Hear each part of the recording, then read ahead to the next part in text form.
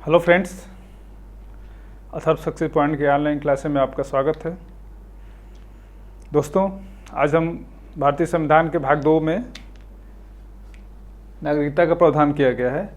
इस नागरिकता पर ही हम चर्चा करेंगे और हम समझेंगे कि भारतीय स्वतंत्रता आंदोलन के बाद जब भारत का विभाजन हुआ भारत एवं पाकिस्तान के रूप में, तो उस समय नागरिकता का निर्धारण कैसे किया गया, किन लोगों को अपने देश का नागरिक माना गया, किन्हें नहीं माना गया, और नागरिकता प्रदान करने के क्या प्रावधान थे उस समय, और वर्तमान में जो विदेशी मूल के लोग हैं उन्हें भी नागरिकता देने की सरकार ने कोशिश की है ताकि अपने जड़ों से लोग जुड़े रहें।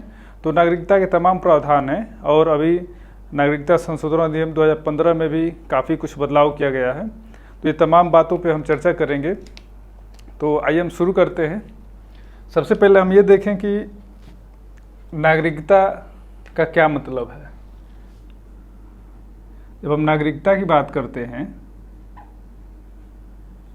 तो नागरिकता से हमारा क्या तात्पर्य है, हमें ये समझना होगा कि आखिर नागरिकता की क्यों आवश्यकता है और ये प्रदान करने के लिए या प्राप्त करने के लोग क्यों इसको हमेशा तत्पर रहते हैं।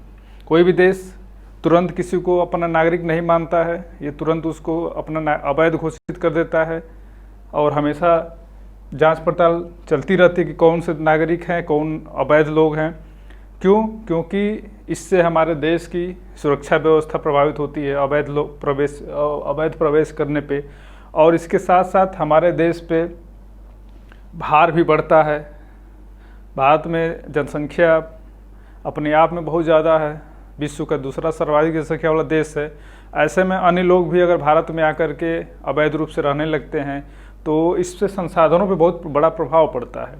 अर्थात नागरिकता कई मामलों में बहुत ज़रूरी है। तो हम देखते हैं कि नागरिकता क्या है। दोस्तों, नागरिकता जो है इसको हम परिभाषित अगर करें सीधे साधा तो हम कह सकते हैं कि नागरिकता जो है व्यक्ति एवं राज्य के बीच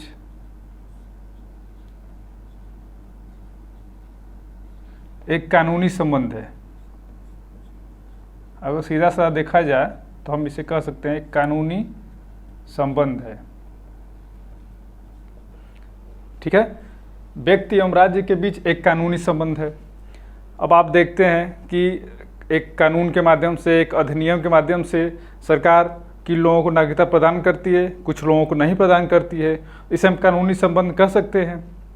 और हम भी चाहते हैं कि हमारे जो दस्तावेज हैं, हमारे जो प्रमाण पत्र हैं, वो सरकार द्वारा प्रदत्त हों और पूरी तरह से वो सक्षम अधिकारी द्वारा दिए गए हों ताकि हमारी नागरिकता जो है बनी रहे। इसलिए हम इसको कानूनी संबंध बोल सकते हैं।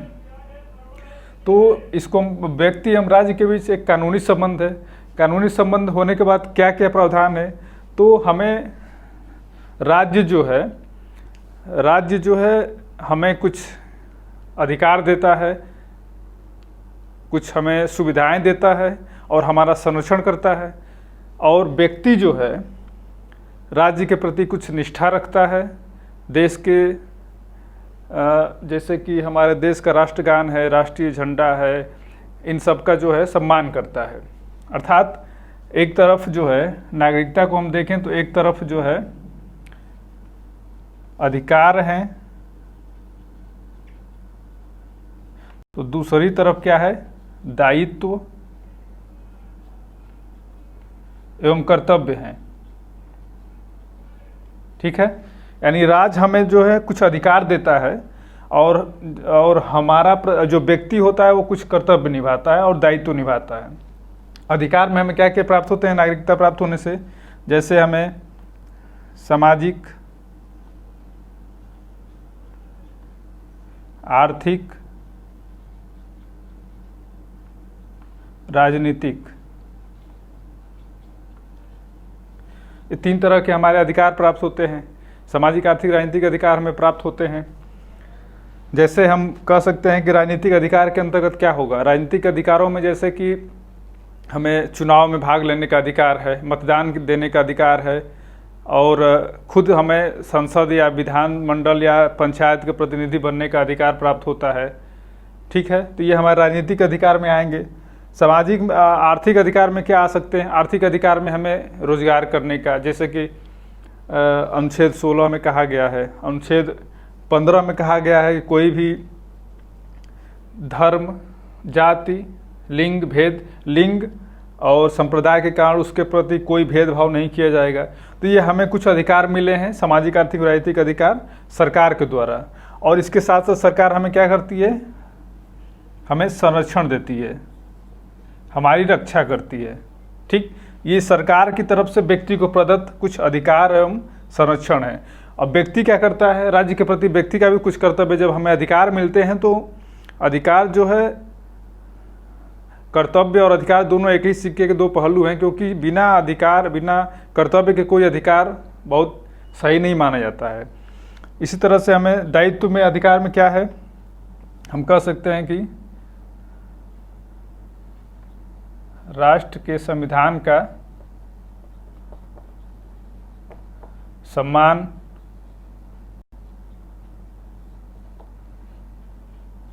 तिरंगे का सम्मान,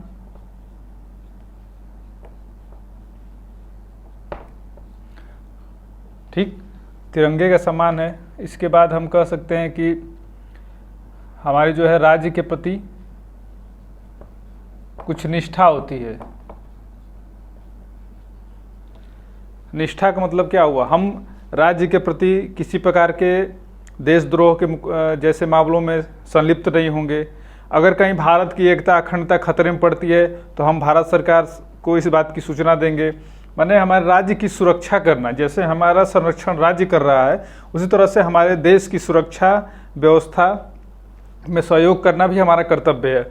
और सबसे बड़ा मुख्य बात है कि हमें जो है राष्ट्र के प्रति निष्ठा निभानी पड़ती है और इसके संविधान, तिरंगे का, इसके संवैधानिक व्यवस्थाओं का जो है सम्मान करना पड़ता है। अर्थात का नागरिकता के माध्यम से राज्य हमें कुछ संरक्षण अधिकार प्रदान करता है और नागरिक जो है कुछ कर्तव्य और दायित्व निभाता है।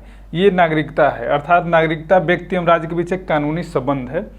ये हमने नागरिकता की परिभाषा समझ ली। अब हम देखते हैं कि नागरिकता जो है, नागरिकता कैसे प्रदान की जाती है और क्या क्या प्रावधान इसके होते हैं, इस पे हम चर्चा करते हैं। तो सबसे पहले हम ये देख लें कि नागरिकता जो है, जब हमारा देश आज़ाद हुआ, संविधान लागू हुआ, तो उस समय जो है, जब 15 अगस्त 1947 को हमारा देश जो है आज़ाद हुआ, तो इस आज़ादी के बाद पाकिस्तान और भारत के रूप में दो देश बने। तो यहाँ पे कुछ देश के नागरिक, देश के कुछ विशेष धर्म के लोग, अर्थात जैसे पाकिस्तान, भारत, पाकिस्तान से हिंदू जो है भारत आए और भारत से मुस्लिम जो है पाकिस्तान गए। अर्थात लोगों का जो है प्रव्रजन हुआ। इस प्रव्रजन के दौरान काफ़ी हिंसा हुई। हिंसा के साथ साथ सारी व्यवस्था जो है चौपट हो गई। तो इस तरह से हम देख रहे हैं कि कुछ लोग भारत में आए और कुछ लोग भारत से पाकिस्तान गए। तो उस समय जो है नागरिकता का निर्धारण करना बहुत ही मुश्किल था। और हमारे संविधान के निर्माताओं के समक्ष, यानी संविधान सभा के समक्ष जो है सबसे बड़ा प्रश्न यही था कि नागरिकता का निर्धारण कैसे किया जाए। और लगभग संविधान बनने में जो समय लगा था, लगभग 2 वर्ष 11 माह 18 दिन का जो समय लगा था, उसमें जो है सर्वाधिक समय लगभग 2 वर्ष तक केवल जो है नागरिकता के निर्धारण में लग गया कि नागरिकता को कैसे हम प्रदान करें। यानी बहुत बड़ी चुनौती थी हमारे संविधान सभा के सामने कि नागरिकता कैसे हम जो है प्रदान करें और किन लोगों को नागरिक माने, किन्हें न माने। इसलिए जैसे ही संविधान लागू हुआ, आप जानते हैं अनुच्छेद जो है 26 जो है नवंबर 1949 को जब हमारा संविधान लागू हुआ, तो नागरिकता का अनुच्छेद, नागरिकता से संबंधित जो है भाग अनुच्छेद जो है 5 से 9 तुरंत लागू हो गया। अर्थात 26 नवंबर 1949 को ही अनुच्छेद 5 से 9 यानी नागरिकता का प्रावधान जो है तुरंत लागू हो गया, केवल 2 अनुच्छेद नहीं लागू हुए, बाकी 5 से 9 तक सारे अनुच्छेद तुरंत लागू कर दिए गए। कारण क्या था कि अगर हम किसी को नागरिकता प्रदान करना है, किसी को नागरिक मानना है, तो ये एक व्यवस्थित प्रावधान हमें करनी पड़ेगी, इसलिए इस पे जो है विशेष काम किया गया। अब इसके बाद हम देख लेते हैं कि नागरिकता के समय क्या चुनौतियां रही हैं सरकार उस समय संविधान सभा के समक्ष, और उसका क्या जो है हल निकाला गया। तो हम एक एक करके जो है अनुच्छेद को देखते चलते हैं कि क्या कैसी व्यवस्था थी और क्या उस समय प्रावधान किए गए। तो सबसे पहले हम देखते हैं अनुच्छेद जो है 5। इससे पहले हम एक और बात पे चर्चा कर लें। अनुच्छेद जो है 5 से 11 में जो नागरिकता प्रदान की गई है, और इसमें नागरिकता की जो हमारी परिभाषा है या नागरिकता का जो हमारा प्रारूप है वो क्या है, इकहरी नागरिकता। इकहरी नागरिकता जो है प्रदान की गई है, अर्थात हम केवल भारत के नागरिक हैं, न हम किसी राज्य के नागरिक हैं, न किसी क्षेत्र के नागरिक हैं। जैसे अमेरिका में जो नागरिकता क्या है, दोहरी नागरिकता है। दोहरी नागरिकता का मतलब क्या हुआ, अमेरिका में राज्य के भी लोग नागरिक हैं और देश के भी नागरिक हैं, अर्थात राज्य और देश 2 प्रकार की नागरिकता प्रदान की गई है। भारत में कोई भी उत्तर प्रदेश, बिहार, बंगाल का नागरिक नहीं होता, केवल कहाँ का, केवल भारत का नागरिक होता है, यानी हमारे यहाँ इकहरी नागरिकता है। तो इकहरी नागरिकता के लिए विशेष प्रावधान किए गए हैं और इन प्रावधानों की चर्चा अनुच्छेदों में की गई, तो हम इस पर चर्चा कर लेते हैं। सबसे पहले हम ये देखते हैं कि जो है नागरिकता कैसे प्रदान की गई। अब पहला प्रावधान क्या है, नागरिकता जो है अधिवास द्वारा। अधिवास द्वारा कहने का क्या मतलब हुआ, अधिवास का मतलब होता है निवास, अर्थात व्यक्ति के निवास के आधार पे, यानी व्यक्ति कितने समय तक किसी स्थान विशेष पे रह रहा है उसके आधार पर हम नागरिकता को प्रदान करते हैं। ठीक है, तो पहला क्या है, अनुच्छेद 5 क्या कहता है कि अधिवास के द्वारा नागरिकता प्रदान करने की व्यवस्था करता है। अब इसमें क्या क्या शर्तें रखी गई थी उस समय, देखिए, पहला, वह भारत के राज्य क्षेत्र में जन्मा हो, अर्थात जिस व्यक्ति का जन्म भारत के राज्य क्षेत्र में हुआ हो वो भारत का नागरिक माना जाएगा। ये सारे प्रावधान जो है उस समय के अभी हम चर्चा कर रहे हैं, जो हमारा संविधान या हमारा देश संविधान के लागू होने के बाद ये प्रावधान किए गए थे। उस समय की, आप उस समय की कल्पना करिए कि उस समय कैसे कैसे हमें नागरिकता प्रदान की गई थी। आज की नागरिकता की हम बाद में चर्चा करेंगे, पहले हम उस समय की बात करते हैं जब हमारा देश या हमारा संविधान लागू हुआ। तो उस समय ये देखा गया कि अधिवास के द्वारा, अधिवास में 3 शर्तें रखी गई। क्या क्या, वह भारत के राज्य क्षेत्र में जन्मा हो। अब भारत के राज्य क्षेत्र का क्या मतलब है, भारत के राज्य क्षेत्र का मतलब था कि भारत परिषद अधिनियम 1935, यानी कि 1935 के अधिनियम से ही हमारा आज़ादी तक जो है 1947 तक हमारा देश इसी अधिनियम के शासित होता रहा 1935 के अधिनियम के द्वारा। तो 1935 के अधिनियम में अधिसूचित क्षेत्र या भारत का जो अधिसूचित राज्य क्षेत्र था उसकी बात यहाँ की जाएगी। राज्य क्षेत्र का मतलब यहाँ यही है। तो पहली शर्त क्या थी कि वह भारत के राज्य क्षेत्र में जन्मा हो, यानी जिस व्यक्ति के जन्म भारत के राज्य क्षेत्र में हुआ हो वो भारत का नागरिक माना जाएगा। दूसरा, उसके माता पिता में से कोई एक भारत के राज्य क्षेत्र में जन्मा हो, अर्थात अगर व्यक्ति के जन्म बाद में हुआ है, संविधान लागू होने के बाद हुआ है, तो उसके माता पिता में से कोई एक अगर भारत के राज्य क्षेत्र में जन्मा हो तो भी उसे नागरिक माना जाएगा। ठीक है। तीसरी शर्त क्या है, वह संविधान के प्रारंभ से ठीक पहले, यानी 26 नवंबर 1949 से ठीक पहले कम से कम 5 वर्ष तक साधारण तौर पर भारत का निवासी रहा हो, अर्थात कम से कम संविधान लागू होने के 5 वर्ष पूर्व जो है वो भारत में रह रहा था लगातार, तब उससे भारत का नागरिक अपने आप से मान लिया जाएगा। अर्थात अधिवास के द्वारा में 3 शर्तें हैं, वो भारत के राज्य क्षेत्र में जन्मा हो, उसके माता पिता में से कोई एक भारत के राज्य क्षेत्र में जन्मा हो, या वह संविधान लागू होने से 5 वर्ष पूर्व तक भारत में रह रहा हो। ये शर्त अधिवास के लिए थी, यानी अधिवास द्वारा नागरिकता की प्राप्ति इन 3 शर्तों के आधार पर प्रदान की गई उस समय। अगली शर्त क्या है, अब देखिए अनुच्छेद 6 क्या कहता है।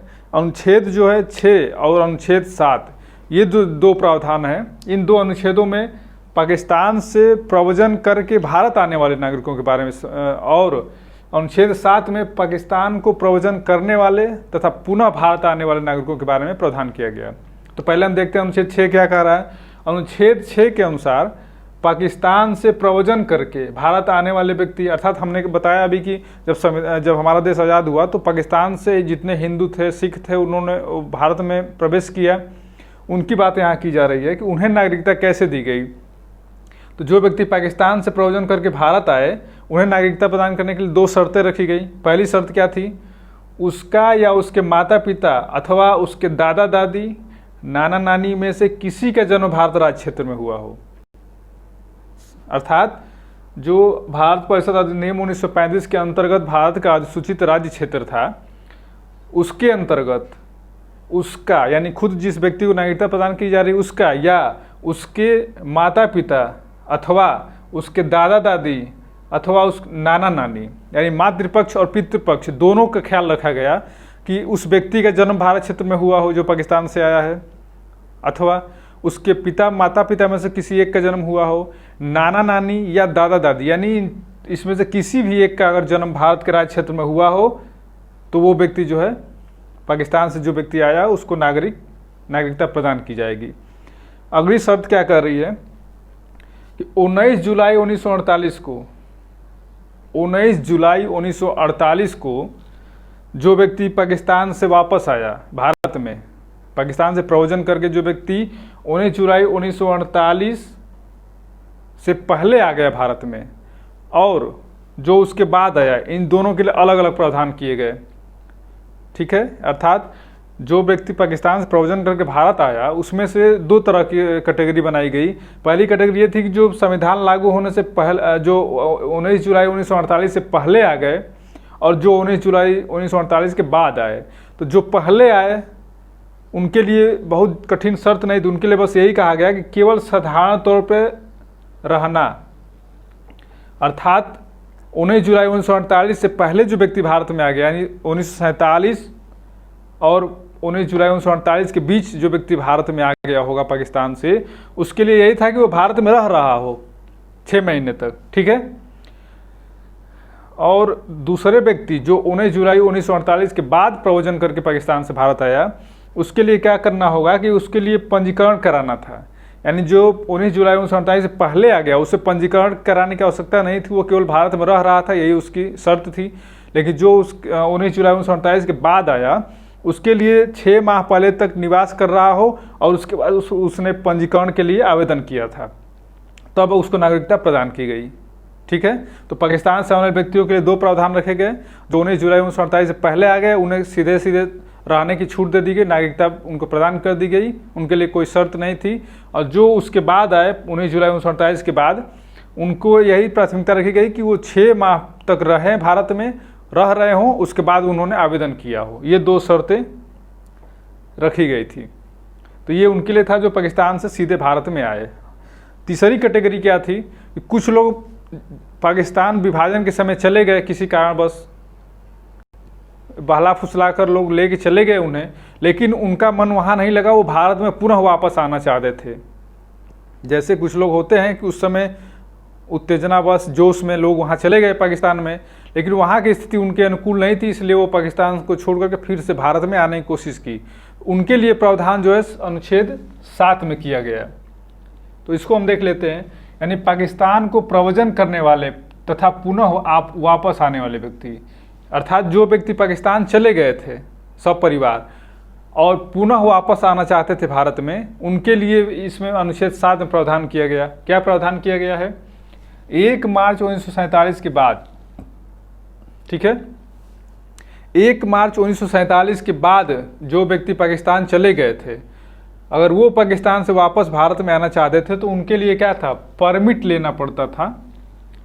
अर्थात उन्हें परमिट प्रदान किया जाता था कि जो व्यक्ति ये पूरी तरह से घोषित करे कि नहीं अब हम पाकिस्तान वापस नहीं जाएंगे, हम भारत में रहने के लिए पुनः वापस आए हैं। पहले भारत में ही थे लेकिन वो चले गए पाकिस्तान विभाजन के समय, अब पुनः वापस आए तो वैसे व्यक्तियों के लिए सुविधा दी गई कि उन्हें परमिट लेना पड़ा। परमिट लेने के बाद उनके लिए शर्त क्या थी कि 6 माह के बाद पंजीकरण कराएंगे। जैसे कोई व्यक्ति आज अगर आता है पाकिस्तान से वापस आया उस समय 1 मार्च 1948 के बाद चला गया, अब मान लीजिए 1 मार्च 1948 को वापस आया, तो उसके लिए क्या प्रावधान था कि पहले वो परमिट लेके वो भारत में रहेगा। इसकी परमिट देने के बाद वो लगातार 6 माह तक भारत में रहे, उसके बाद ही पंजीकरण के लिए आवेदन कर सकता था। अर्थात तुरंत आने के बाद पंजीकरण नहीं हो रहा था। क्या हो रहा था कि उनको परमिट दी जा रही थी कि आप भारत में रहिए, लेकिन 6 माह तक रहने के बाद जो है पंजीकरण के लिए आवेदन किया जाता था। तो ये प्रावधान जो थे हमारे, ये था कि हम भारत राज्य क्षेत्र में जो अधिवास के द्वारा प्रदान किया गया। अनुच्छेद 6 कहता है कि ये जो पाकिस्तान से वापस आए उनके लिए प्रावधान करता है, और अनुच्छेद 7 जो है हमारा उनके लिए करा जो यहाँ से पाकिस्तान गए और फिर पाकिस्तान से वापस आए, ये उनके लिए प्रावधान था। अब देखिए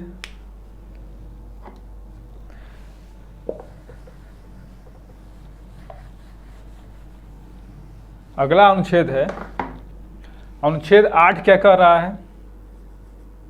अनुच्छेद 8 कहता है कि ये विदेशी लोगों के लिए भारतीय मूल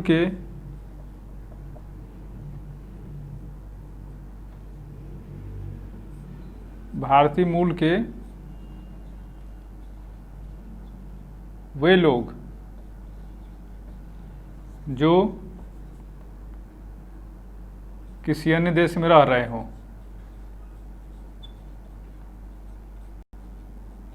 ठीक है।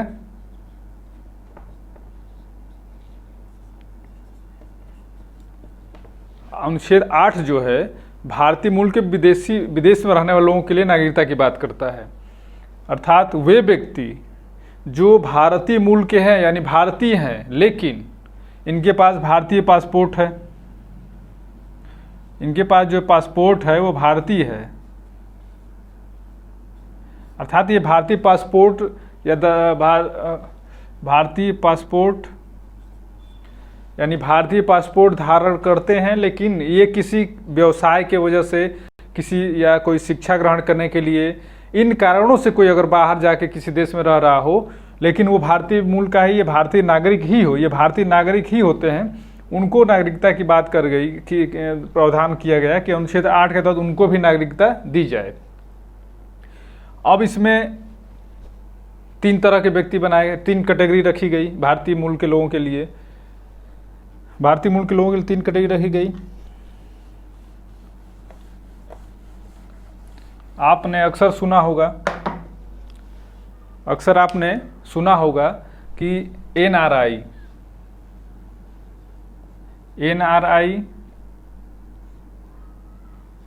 PIO, OCI, ये आपने अक्सर चर्चा में सुना होगा। ये 3 प्रकार के भारतीय मूल के लोग, बाहरी लोग हैं। अब इसमें तीनों में क्या अंतर है, इसे हम समझ लेते हैं कि आखिर अनुच्छेद 8 किन लोगों की बात करता है, किस प्रकार के विदेशी लोगों की नागरिकता प्रदान करने की बात करता है। ये 3 कैटेगरी बनाई गई है। अब देखिए देखिए, एक जो है सबसे मुख्य प्रावधान ये है, ये NRI जो है ये कौन है? ये भारतीय नागरिक हैं, ठीक है। ये जो है भारतीय नागरिक है, ये विदेशी नहीं, ये भारतीय नागरिक हैं। नॉन रेजिडेंस इंडियन, ठीक है। ये भारतीय नागरिक हैं, भारत का भारतीय पासपोर्ट धारक हैं, इन्हें सारी सुविधाएं प्राप्त हैं जो एक भारतीय नागरिक को प्राप्त है। क्या क्या सुविधाएं प्राप्त हैं इन्हें? ये जो है चुनाव में मतदान कर सकते हैं, ठीक।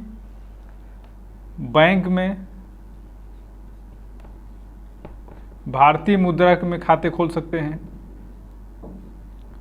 भारतीय मुद्रा में खाता खोल सकते हैं। NRI कोटे में शिक्षा ग्रहण कर सकते हैं, यानी चुनाव में मतदान कर सकते हैं, बैंक में भारतीय मुद्रा के रूप में, भारतीय मुद्रा में खाता भी खोल सकते हैं, एनआरआई कोटे से शिक्षा ग्रहण कर सकते हैं। ये एनआरआई लोगों के लिए अधिकार दिया गया है। अर्थात वे व्यक्ति जो बाहर जाके रह रहे हों किसी व्यवसाय और किसी शिक्षा या किसी कारणवश, वो अगर भारत का नागरिक बनना चाहते हैं तो उनके लिए अनुच्छेद 8 में प्रावधान किया गया और ये सुविधाएं उनको दी गई। ये सुविधाएं उनको तब भी प्राप्त हैं जब वो भारत से बाहर रह रहे हों। ये सुविधाएं उनको इसलिए दी गई कि हैं तो भारतीय लोग, अब भारत के लोग दुनिया के तमाम देशों में लोग इधर से उधर व्यवसाय करने के लिए जा रहे हैं, तो भारत के लोग भी बाहर गए हैं, ये भारत के विकास में सहयोग ही कर रहे हैं, इसलिए इन्हें सारी सुविधाएं प्रदान की गई है। ठीक है, अब देखिए, अब ये हैं दूसरी कैटेगरी। तो ये तो भारतीय थे, इनके में कोई प्रॉब्लम नहीं थी, लेकिन भारत सरकार ने 2000 ईस्वी में सिंघवी समिति गठित की। ठीक है, 2000 ईस्वी में भारत सरकार ने सिंघवी समिति गठित की।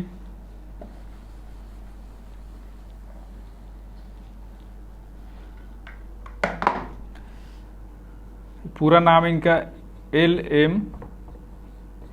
सन 2000 में भारत सरकार ने LM सिंघवी समिति गठित की। इस समिति को ये कार्य दिया गया कि आप जो है ये पता लगाएं कि जो भारत डायस्पोरा, भारतीय डायस्पोरा के लोग जो बाहर रह रहे हों,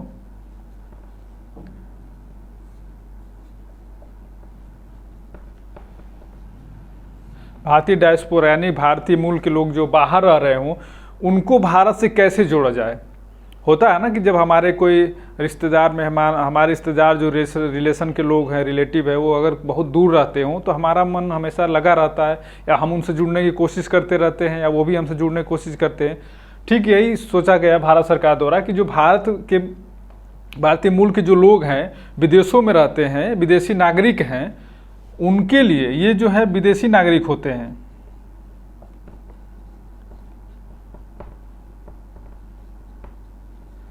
एनआरआई तो भारतीय नागरिक होता है, लेकिन जो PIO और OCI जो होते हैं भारतीय डायस्पोरा यानी भारतीय मूल के लोग हैं, लेकिन ये विदेशी नागरिक हैं। वर्तमान में किसी अन्य देश की नागरिकता इन्होंने धारण की होती है। जैसे आपने देखा होगा मॉरिशस, सूरीनाम, फिजी, इन तमाम देशों में लोग, भारत के लोग रहते हैं, वो भारतीय वहाँ की नागरिकता धारण करते हैं, लेकिन भारतीय मूल के लोग हैं, उन्हें अक्सर किसी न किसी कारणवश किसी न किसी अवसर पर बुलाया जाता है, सम्मानित किया जाता है।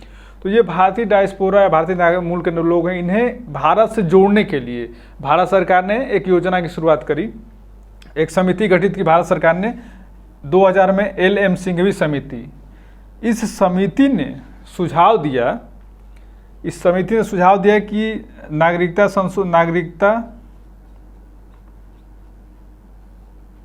अधिनियम में संशोधन किया जाए।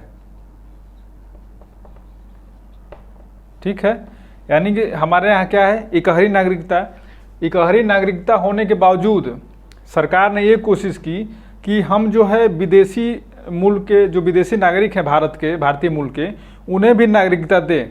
अर्थात यहाँ दोहरी नागरिकता का प्रावधान किया, लेकिन दोहरी नागरिकता उस तरह की दोहरी नागरिकता नहीं है जैसे अमेरिका में है। यहाँ पे ये कहा गया कि अगर कोई विदेशी नागरिक जो है किसी अन्य देश की नागरिकता ग्रहण किया हुआ है तो भारत का भी वो नागरिक बन सकता है। अगर भारतीय मूल का है तो आवेदन करे अगर, तो भारत की नागरिकता उसे दी जा सकती है। अगर उस देश में ऐसा प्रावधान हो कि वो किसी अन्य देश के साथ जो है नागरिकता को शेयर कर सके, तो ऐसे में भारत सरकार ने यही व्यवस्था करी कि नागरिकता अधिनियम में संशोधन किया गया। ये संशोधन जो है 2003 में नागरिकता अधिनियम में 2003 में संशोधन किया गया। इसके तहत जो है इन लोगों को जो है नागरिकता प्रदान करने की व्यवस्था की गई। अब देखिए, अब इसमें क्या प्रावधान था। POI का मतलब क्या होता है? POI का मतलब होता है पर्सन्स इंडियन ओरिजिन, यानी पर्सन्स इंडियन ओरिजिन, यानी वे व्यक्ति जो भारतीय मूल के हों। ये PIO का मतलब हुआ। इन लोगों के लिए क्या सुविधाएं की गई? इन लोगों के ये सुविधाएं की गई, ये वीज़ा तो आजीवन प्राप्त कर सकते हैं, इन्हें आजीवन वीज़ा की सुविधा है, आजीवन वीज़ा प्राप्त है, ये कभी भी भारत में आ सकते हैं। इनके लिए क्या किया गया? इन्हें प्रावधान किया गया कि इन्हें भारत में खाता खोलने का अधिकार है। विदेशी भारतीय मुद्रा में ये भी खाता खोल सकते हैं जैसे एनआरआई वाले खोलते हैं। तो पीआईओ को भी भारत में खाता खोलने की बात की गई। विदेशी कोटे से, एनआरआई कोटे से शिक्षा ग्रहण करने की व्यवस्था की गई, ये भी शिक्षा ग्रहण कर सकते हैं। ठीक, अब देखिए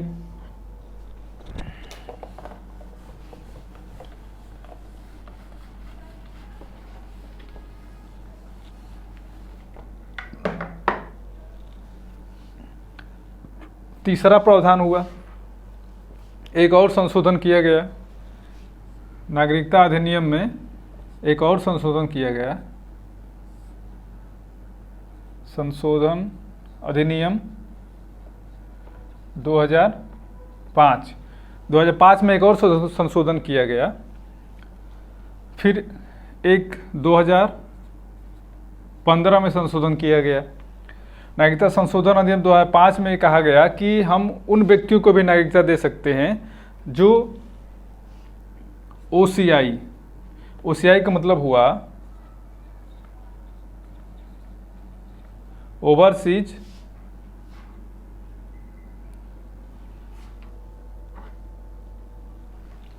ओसीआई व्यक्तियों को हुआ ओवरसीज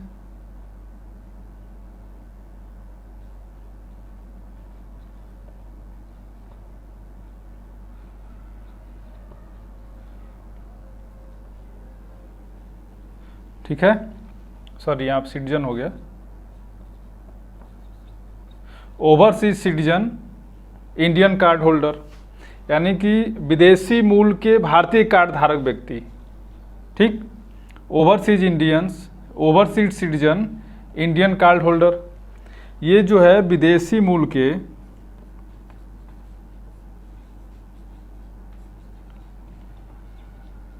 भारतीय कार्ड धारक हैं।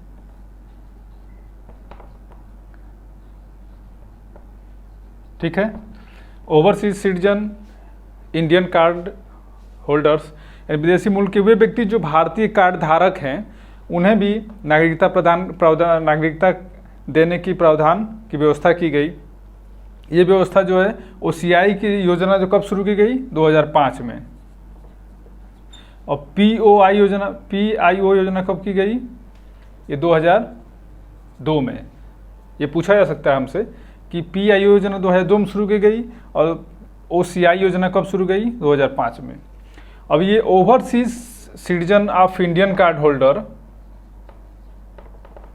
ठीक है, overseas citizen Indian card holder, इन्हें 2005 से विदेशी भारतीय नागरिकता देने के प्रावधान किए गए। अब इनमें ये क्या, इनको क्या सुविधाएं दी गई, इनको ये सुविधा दी गई कि ये भी जो है भारतीय बैंक में खाते खोल सकते हैं, भारतीय बैंक में भारतीय मुद्रा में खाते खोल सकते हैं। ठीक,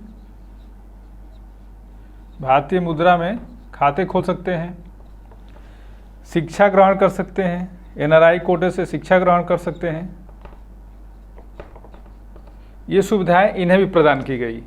अर्थात 3 तरह के जो है विदेशी मूल के नागरिक जो हैं, उन्हें जो है सुविधा दी गई कि हमारे यहाँ वो नागरिकता ग्रहण कर सकते हैं, यानी एनआरआई,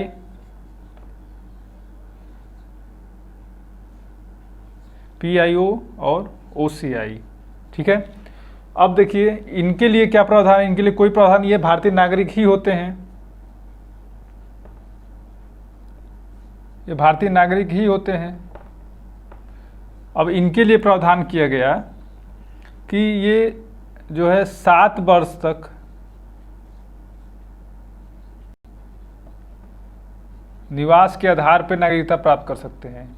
यानी ये 7 वर्ष तक अगर भारत में लगातार निवास कर रहे हों कि ये हो, तो ये अगर उसके बाद ये पंजीकरण करते हैं तो ये नागरिकता प्राप्त कर सकते हैं। ओसीआई के लिए लिखा गया कि 5 वर्ष तक, 5 वर्ष पूर्व जो है पंजीकरण का आवेदन करेंगे ये।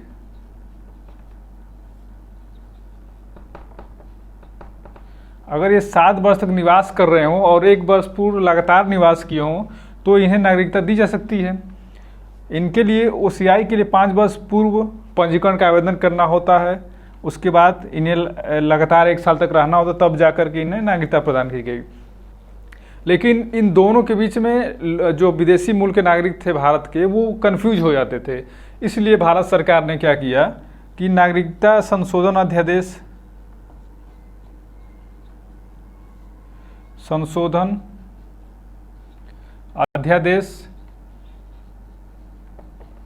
2015 के द्वारा ये जो अंतर था दोनों में, ये हटा दिया है।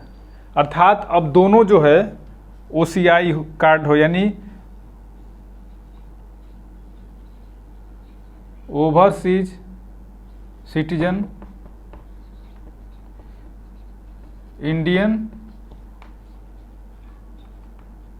कार्ड होल्डर, यानी कि अब जो है केवल एक ही है OCI, overseas citizen Indian card holder. ये 2 प्रकार के जो विभेद थे कि पीआईओ और ओसीआई, इन्हें हटा दिया गया। अब दोनों को एक कर दिया गया है। नागरिकता संशोधन अध्यादेश 2015 के माध्यम से ओसीआई को रखा गया और इनको हटा दिया गया, ताकि लोग कंफ्यूज ना हो और भारत में नागरिकता के लिए आवेदन कर सके। ठीक है, ये आपने समझ लिया कि अनुच्छेद 8 के तहत जो विदेशी मूल के लोगों को कैसे नागरिकता प्रदान की जाती है। क्लियर? अगला हम देखते हैं।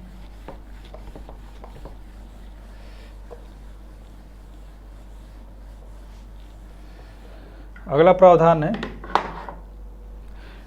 अब हमने देख लिया कि नागरिकता कैसे प्रदान की जाती है। हमने देखा अनुच्छेद 5 में अधिवास के द्वारा नागरिकता, फिर अनुच्छेद 6 में हमने देखा कि पाकिस्तान से आए हुए लोगों को कैसे नागरिकता दी गई। अनुच्छेद 7 कहता है कि पाकिस्तान गए और वापस आए हुए व्यक्तियों को नागरिकता कैसे दी जाएगी। अनुच्छेद 8 जो है विदेशी लोगों को, भारतीय मूल के विदेशी लोगों को नागरिकता का प्रावधान करता है। अब नागरिकता की समाप्ति कैसे होती है, अब हमें ये देखना है।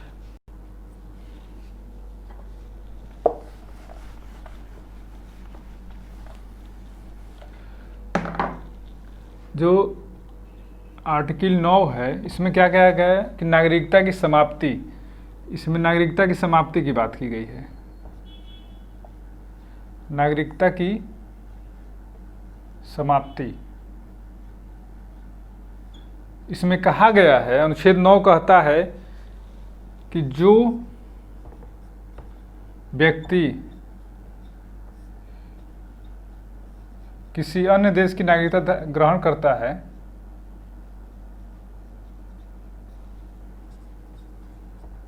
तो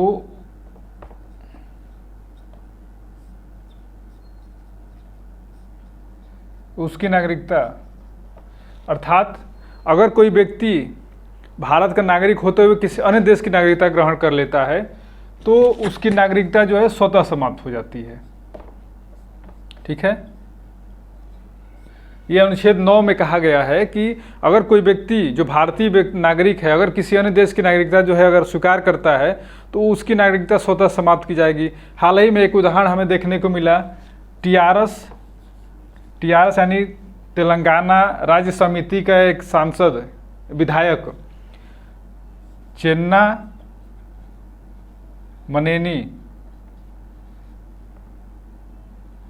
मनेनी उनका नाम है, टीआरएस के विधायक रहे हैं चेन्ना मनेनी। ये जर्मन नागरिकता धारण करते थे।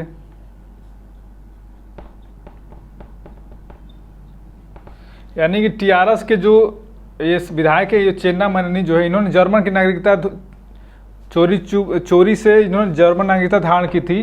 भारत सरकार को बताया नहीं था। जब पता चला तो इनकी नागरिकता इनकी समाप्त कर दी गई। अर्थात इन्होंने किसी अन्य देश की नागरिकता ग्रहण कर ली, इसलिए यह अनुच्छेद 9 कहता है कि इस व्यक्ति की नागरिकता स्वतः समाप्त हो जाएगी। इनके ऊपर फ्रॉड या धोखाधड़ी से नागरिकता प्राप्त करने का जो है आरोप भी लगा और इनके ऊपर मुकदमा भी दायर किया गया। तो ये हाल ही का उदाहरण, ये अनुच्छेद 9 यही कहता है कि अगर कोई व्यक्ति किसी अन्य देश की नागरिकता धारण कर लेता है तो उसकी नागरिकता स्वतः समाप्त होती है। ये उदाहरण हमें याद रखना है। ठीक, अब अनुच्छेद 10 क्या कहता है?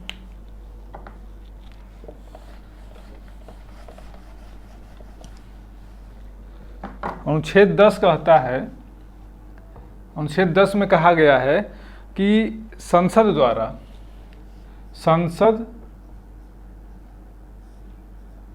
के अधिनियम के अतिरिक्त किसी अन्य तरीके से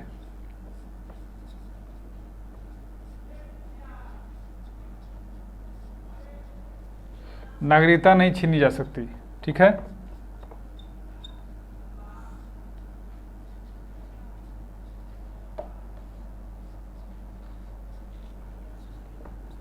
ये जो है अनुच्छेद 10 में कहा गया है। अनुच्छेद 10 कहता है कि संसद के नियम या अधिनियम और प्रावधानों के अलावा किसी अन्य तरीके से किसी भी व्यक्ति की नागरिकता को नहीं छीना जा सकता है।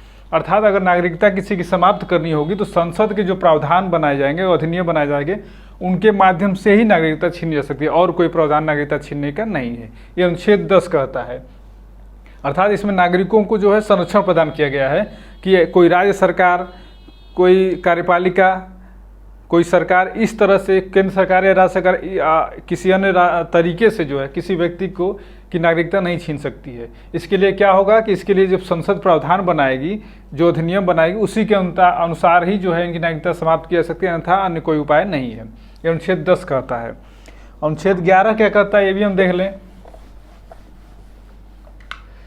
अनुच्छेद 11 कहता है, अनुच्छेद 11 के कर अनुच्छेद 11 में कहा गया है कि नागरिकता से संबंधित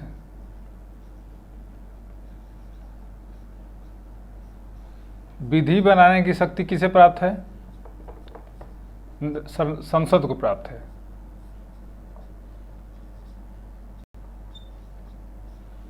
संसद को प्राप्त है।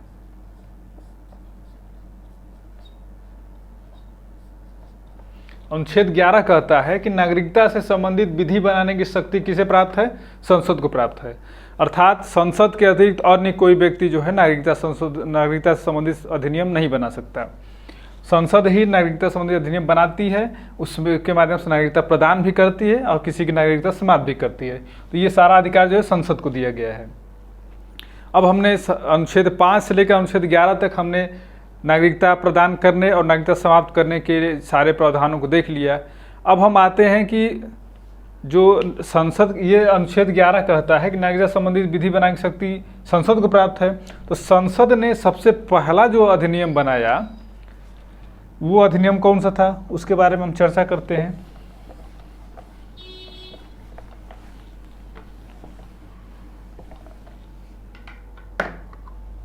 देखिए, नागरिकता अधिनियम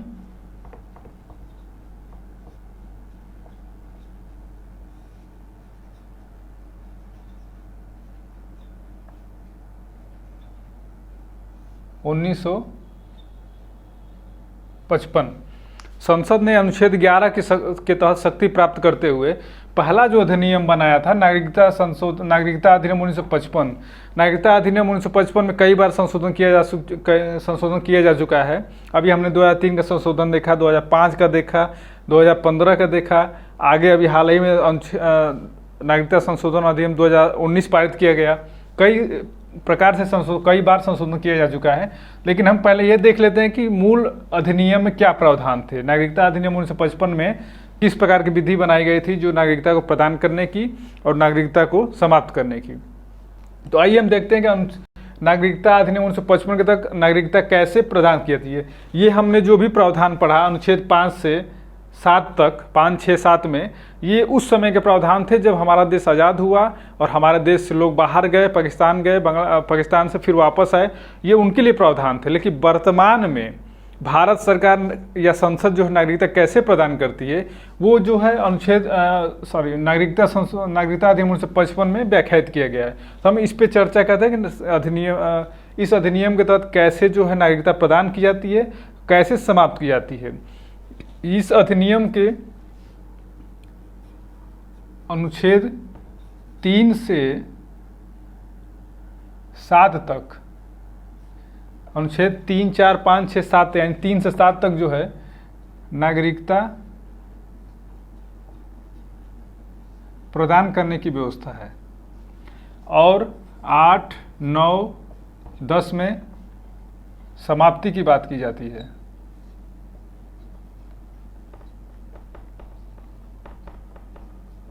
ठीक है, यानी कि नागरिकता अधिनियम 1955 के अनुच्छेद 3 से 7 में नागरिकता प्रदान करने की व्यवस्था है और 8, 9, 10 में नागरिकता की समाप्ति के प्रावधान है। अब कैसे नागरिकता प्रदान की जाती है और कैसे नागरिकता जो है समाप्त की जाती है वर्तमान में, इस पर हम चर्चा करते हैं। अब देखिए नागरिकता प्रदान करने की व्यवस्था क्या है। पहला, नागरिकता जो है भारत नागरिकता अधिनियम 1955 के तहत नागरिकता 5 प्रकार से प्रदान की जाती है। 5 जो है तरीके हैं, 5 तरीके से नागरिकता प्रदान की जाती है। पहला क्या है, जन्म से। जन्म से नागरिकता कैसे प्रदान की जाती है। अभी हमने देखा कि किसी व्यक्ति का जन्म भारत राज्य क्षेत्र में हुआ हो या उसके माता पिता का हुआ हो या उसके दादा दादी या उसके नाना नानी के किसी का एक का जन्म भारत में अगर हुआ हो भारतीय राज्य क्षेत्र में, तो उसे हम नागरिक जो है भारत की नागरिकता प्रदान कर सकते हैं। यानी कि जन्म से वो भारत का नागरिक माना जाएगा। कोई भी व्यक्ति या तो उसका जन्म हुआ हो, उसके माता पिता का हुआ हो, उसके दादा दादी का हो, उसके नाना नानी किसी एक का भी जन्म अगर भारत में हुआ हो तो उसे भारतीय नागरिकता प्रदान की जा सकती है। ये तो जन्म से व्यवस्था। दूसरा क्या है, वंश से। ठीक है, जन्म से नागरिकता प्रदान करने की बात हमने करी। अब वंश से, वंश से नागरिकता कैसे प्रदान की जाएगी। वंश मतलब आप जानते ही हैं, हमारे जो पूर्वज होते हैं वो हमारी वंशावली एक होती है कि हमारे दादा पिताजी, दादा परदादा या फिर नाना नानी। तो वंश से परंपरा जो चली आती है कि हमारे जो है किसी भी पूर्वज, माता पिता, दादा दादी, नाना नानी में किसी एक का जन्म अगर भारत में हुआ हो तो हमें जो है भारत की नागरिकता प्रदान की जा सकती है। यानी जन्म से जो है हमारे जन्म की बात करी जा रही है, जब हम अल्पवयस्क हों या किसी छोटे रहे हों तो उनकी नागरिकता प्रदान करने के लिए जन्म की बात की है भारत में। अब वंश से, वंश के मतलब कि जन्म में हमें माता पिता, यानी माता पिता में से किसी एक का जन्म भारत में हुआ हो या फिर हमारा जन्म इनके वजह से, जैसे माता या पिता कोई भी एक भारतीय मूल का हो तो हमें जन्म से नागरिकता प्रदान की। लेकिन वंश से माता पिता के साथ साथ दादा दादी, नाना नानी या अन्य पूर्वज, हमारे जो पूर्वज हैं उनकी वजह से हमें नागरिकता प्रदान की जा सकती है। यानी जन्म के बाद हमें वंश से भी नागरिकता प्रदान की है। हमारे वंश में तीसरी चौथी पीढ़ी पूर्व तक भी अगर कोई हमारा भारतीय मूल का व्यक्ति इनकी नागरिकता रही हो भारत की तो हमें भी नागरिकता प्रदान की जा सकती है। तीसरा क्या है, प्राकृतिक या देशीयकरण द्वारा। ठीक है, ये एक तरीका है। ये आप जानते हैं प्राचीन काल से भी होता रहा है हमारे देश में। जैसे कि हमारे देश में बहुत से लोग प्राचीन काल से ही भारत पर हमला करते रहे, भारत में आते रहे और यहीं के होकर के रह गए। उन्होंने यहीं के संस्कृति को अपना लिया, यहीं के नागरिक को बन गए। ठीक वैसे ही कोई व्यक्ति अगर बहुत लंबे समय से भारत में रह रहा हो और वो चाहता है कि हमें इस लंबे अधिवास की वजह से, नागरिकता प्रदान की जाए और वो आवेदन करता है भारत सरकार के सक्षम प्राधिकारी के समक्ष, तो उसे भी नागरिकता दी जा सकती है क्योंकि वो उसने लंबे समय तक अधिवास किया है और हमारी संस्कृति को अपनाया है, तो उसे लंबे अधिवास, देशीकरण या प्राकृतिक जो है तरीके से नागरिकता प्रदान करने की व्यवस्था करते हैं। चौथा क्या है, चौथा जो हम देखते हैं, किसी क्षेत्र का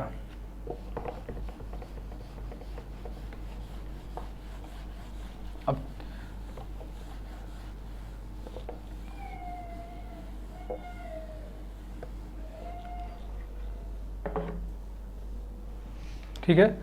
चौथा जो तरीका है, जैसे कि कोई व्यक्ति अगर किसी क्षेत्र को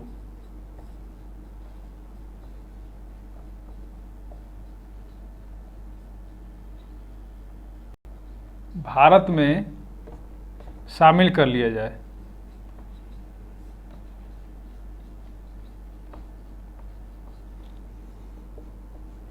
अर्थात भारत सरकार द्वारा किसी अन्य देश के क्षेत्र को अगर भारत में शामिल कर लिया जाता है तो उस क्षेत्र में शामिल लोग भी भारत के हो जाएंगे। जैसे और भारत पाकिस्तान के कुछ हिस्से को शामिल कर ले अपने देश में। हालांकि भारत की ये प्रकृति नहीं रही है कि किसी अन्य देश में किसी देश का हिस्सा आज तक भारत ने कभी नहीं ग्रहण किया, लेकिन अगर इस तरह से होता है तो अगर उस क्षेत्र के जो भू क्षेत्र के लोग जो होंगे, निश्चित भू क्षेत्र, मान लीजिए इस क्षेत्र को भारत ने शामिल किया तो इस क्षेत्र के लोग अब भारत के नागरिक ही कहे जाएंगे। तो ये भारत की नागरिकता प्रदान करने की चौथी विधि है कि किसी क्षेत्र को भारत में शामिल करके नागरिकता प्रदान की जा सकती है। ठीक, अगला तरीका क्या है? पांचवा तरीका क्या है? पंजीकरण द्वारा। ठीक, पंजीकरण के द्वारा भी नागरिकता प्रदान की जाएगी। यानी कोई व्यक्ति जो किसी देश का हो, जैसे अभी आपने देखा कि हमारे पाकिस्तानी मूल के फेमस गायक अदनान सामी को भारत की नागरिकता प्रदान की गई। हालांकि भारत में बांग्लादेश और पाकिस्तान से आने वाले व्यक्तियों को छोड़ करके अन्य देश के व्यक्तियों की नागरिकता, विदेशी मूल की नागरिकता प्रदान की गई, लेकिन फिर भी पंजीकरण के द्वारा, अगर वो पंजीकरण किए और भारत सरकार ने ये पाया उनके बारे में कि अच्छे व्यक्ति हैं, उनके अच्छे स्वभाव हैं, तो उन्हें पंजीकरण अगर वो करते हैं तो उनकी वैध प्रक्रिया से नागरिकता दी जा सकती है। यानी कि पंजीकरण के द्वारा कोई व्यक्ति पंजीकरण कराता है भारत में कि आवेदन के लिए आवेदन करता है कि हम नागरिक भारत का होना चाहते हैं, तो ऐसे लोगों को भारत की नागरिकता दी जा सकती है। ठीक है, अर्थात इन 5 तरीकों के द्वारा नागरिकता जो है हमें दी गई। पहला क्या था? जन्म के आधार पे, यानी हमारा जन्म भारत के राज्य क्षेत्र में हुआ हो तो हम जो है, या हमारे जन्म के समय हमारे माता या पिता में से कोई एक भारतीय हो, जैसे मान लीजिए किसी के पिता जो है भारतीय हो लेकिन विदेशी महिला से शादी विवाह किया हो, तो जन्म अगर हमारा होता है, जन्म उसके बाद किसी बच्चे का होता है तो उसको नागरिकता दी जा सकती है। या फिर कोई देशी महिला भारत की महिला हो, विदेशी व्यक्ति से शादी करी हो, तो उसको भी, उससे उत्पन्न बच्चे को भी नागरिकता दी जा सकती है। तो जन्म से हो गया। वंश से यानी कि किसी व्यक्ति के माता पिता में से कोई एक, या दादा दादी या नाना नानी की तरफ से कोई एक व्यक्ति अगर भारत का नागरिक रहा, उसके जन्म के समय है, तो उसे नागरिकता दी जा सकती है। तीसरा हमने देखा देशीकरण के द्वारा। देशीकरण का मतलब हुआ कि लंबे समय अधिवास रहते हुए कोई व्यक्ति भारतीय नागरिकता चाहता है तो नागरिकता दी जा सकती है। चौथा हमने देखा पंजीकरण के द्वारा। पंजीकरण के द्वारा कोई व्यक्ति आवेदन करता है भारत में नागरिकता प्राप्त करें तो पंजीकरण के द्वारा उसे नागरिकता दी जा सकती है। और पांचवा हमने देखा कि भारत द्वारा किसी विशिष्ट भू क्षेत्र को अगर भारत में शामिल किया जाता है तो भारत के उस क्षेत्र के शामिल सभी लोगों को नागरिकता प्रदान की जा सकती है। इन 5 तरीकों से जो है नागरिकता अधिनियम 1955 के तहत नागरिकता प्रदान की जाती है। अब नागरिकता की समाप्ति कैसे होती है? 5 तरह से जो हमने बताया कि इसके धारा 8, 9, 10 में समाप्ति की बात की गई है। तो समाप्ति के लिए क्या प्रक्रिया है कि स्वेच्छा से किसी देश की नागरिकता ग्रहण कर लेना, किसी अन्य देश की नागरिकता ग्रहण कर लेने पर, और कोई व्यक्ति किसी अन्य देश की नागरिकता ग्रहण कर लेता है तो उसकी नागरिकता स्वतः समाप्त हो जाएगी। दूसरा क्या है? उसकी जो नागरिकता जो है रद्द कर दी जाएगी। जैसे कोई व्यक्ति जो है धोखे से, कदाचार से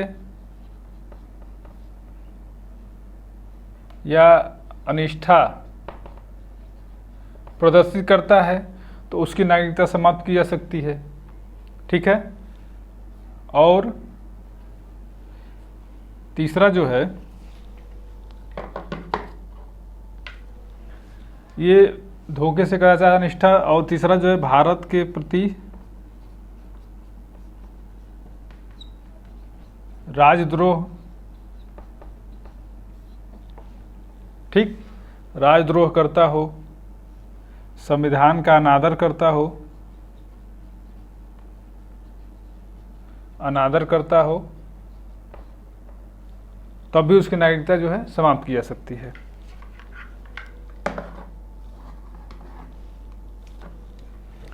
ये हो गया हमारा प्रावधान नागरिकता समाप्ति का। हमने नागरिकता प्राप्त करने के प्रावधान देख लिए और नागरिकता की समाप्ति के प्रावधान देख लिए। प्राप्त करने के 5 तरीके हमने देखा, वंश, जन्म से, वंश से, देशीकरण से, पंजीकरण से और किसी क्षेत्र के भारत में शामिल करने से। हमने नागरिकता समाप्ति की जो बात की, कैसे की, स्वेच्छा से परित्याग करने पर या किसी देश की नागरिकता ग्रहण करने पर, और भारत के संविधान के प्रति निष्ठा, भारत के प्रति राजद्रोह, इस तरह के मामलों में शामिल होने पर जो है किसी व्यक्ति की नागरिकता 3 तरह से समाप्त की जा सकती है। हमने समाप्ति की बात देख ली।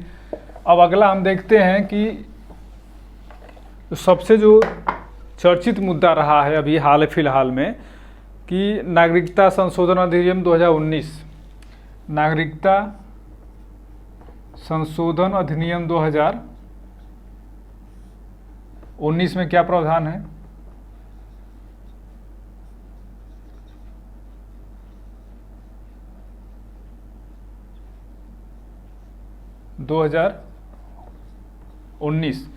नागरिकता संशोधन अधिनियम 2019 की सारे विपक्षी पार्टी हो या देश के बहुत से आम नागरिक जो किसी भी धर्म विशेष के नागरिक जो जिनके प्रति पक्षपात की बात की जा रही है, तो इस अधिनियम में एक अलग प्रावधान किया गया है नागरिकता संबंधित जो काफ़ी विवादित रहा है। तो इसको हम देखते हैं। इसमें क्या प्रावधान है कि पाकिस्तान,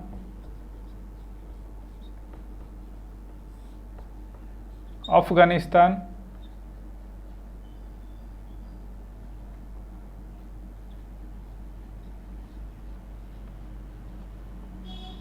बांग्लादेश, ये 3 देश हैं। कहा गया है कि 31 दिसंबर 2014 अर्थात पाकिस्तान से, अफगानिस्तान से एवं बांग्लादेश से 31 दिसंबर 2014 से पूर्व भारत में आए हुए वो तमाम व्यक्ति जो हिंदू, सिख, ईसाई, बौद्ध, जैन, पारसी अर्थात 31 दिसंबर 2014 से पूर्व अब पाकिस्तान, अफगानिस्तान, बांग्लादेश से हिंदू, सिख, ईसाई, बौद्ध, जैन और पारसी धर्म से अर्थात केवल मुस्लिम धर्म को छोड़ करके इन 6 धर्मों से जुड़े हुए तमाम व्यक्ति जो 31 दिसंबर 2014 से पूर्व भारत में आ चुके हैं, रह रहे हों, उन्हें अवैध नागरिक न माना जाए, इन्हें अवैध नागरिक न माना जाए और नागरिकता देने के प्रावधान किए जाएं। अवैध नागरिक जो है न माना जाए। ये इस संशोधन अधिनियम में कहा गया, यानी कि इन 3 देशों से, पाकिस्तान, अफगानिस्तान, बांग्लादेश से हिंदू, सिख, ईसाई, बौद्ध, जैन और पारसी, केवल मुस्लिम धर्म के लोगों को छोड़ करके इन सभी धर्मों के लोगों को जो 31 दिसंबर 2014 से पूर्व भारत में आ चुके हैं और भारत में लगातार रह रहे हों, उन्हें नागरिकता प्रदान करने की व्यवस्था की जा रही है। ये भारत सरकार की योजना है। इसको लेकर के एक धर्म विशेष, क्योंकि हमारे देश में कहा गया, हमारे मूल संविधान में कहा गया था कि नागरिकता जो है, हमने देखा नागरिकता कैसे मिली, धर्म से, हमारे नागरिकता जन्म से, वंश से, देशीकरण से, पंजीकरण से और किसी विशेष क्षेत्र के शामिल होने से, लेकिन उसमें कहीं भी धर्म की बात नहीं की गई। तो ये आरोप लगाया गया कि ये नागरिकता को धर्म से जोड़ के देखा जा रहा है। इनकी एक मुस्लिम धर्म के प्रति भेदभाव का इसमें जो है संकेत नजर आ रहा है, क्योंकि केवल उसी धर्म के लोगों को छोड़ करके बाकी ये सभी धर्मों के लोगों को आने की सुविधा दी जा रही है, नागरिकता प्रदान की जा रही है। इसलिए इस मुद्दे को लेकर काफ़ी विवाद हुआ। अभी भी विवाद थमे हुए नहीं हैं और चल ही रहे हैं। तो ये काफ़ी विवादित मुद्दा रहा है। इस तरह से हमने नागरिकता संबंधित सारे प्रावधानों को देख लिया। हमने नागरिकता के सारे अनुच्छेद 5 से 11 तक देख लिए। हमने नागरिकता को प्राप्त करने के तरीके देख लिए, नागरिकता की समाप्ति कैसे होती है ये भी देख लिया, और नागरिकता संशोधन के क्या क्या प्रावधान रहे हैं ये भी हमने देख लिए, कौन कौन संशोधन कब हुए हैं। और हमने ये भी देखा कि विदेशी मूल के या विदेशी 3 तरह के लोग होते हैं, जो NRI होते हैं, PIO होते हैं और OCI कोटे के लोग होते हैं। इन तीनों कोटे के लोगों के बारे में हम समझ लिए।